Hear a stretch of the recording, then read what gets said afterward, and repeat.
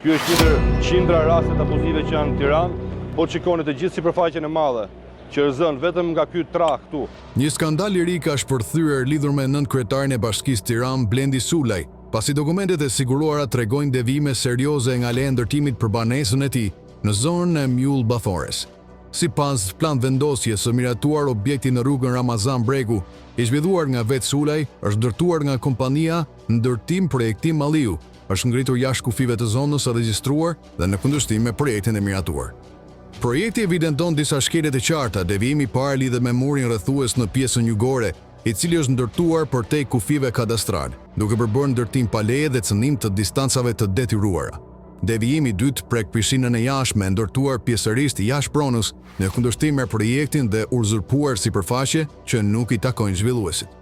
Në devijimin e tretë, muri rrethues në anën perëndimore rezulton të ketë hyrë në hapësirën publike të rrugës së miratuar nga Bashkia Tiranë, nuk gëzëm territor të destinuar për qarkullim. Madje portat e aksesit të parashikuar në planin e sistemit nuk janë respektuar. Ndërsa devijimi i katër përfshin ndryshimet të formës, lartësisë dhe materialit të murit rrethues, i cili në projekt parashikohet me kangjella metalike dhe transparencë vizuale, por në realitet është ndërtuar si muri i lartë i mbyllur. Notej raporti thekson dhe shkeljen në planifikimin e oborrit, ku shëndetoret, rampat dhe gjelbërimi nuk janë realizuar sipas projektit, duke sill modifikime të pa autorizuara. Po ashtu në katin porvej janë kryer ndërtime jashtë lejes, përfshirë hapësira të pambyllura dhe ndryshim të organizimit të projektit, dhe fasadat janë transformuar mes ndryshimit të hapjes, materialit dhe ngjyrave të tyre.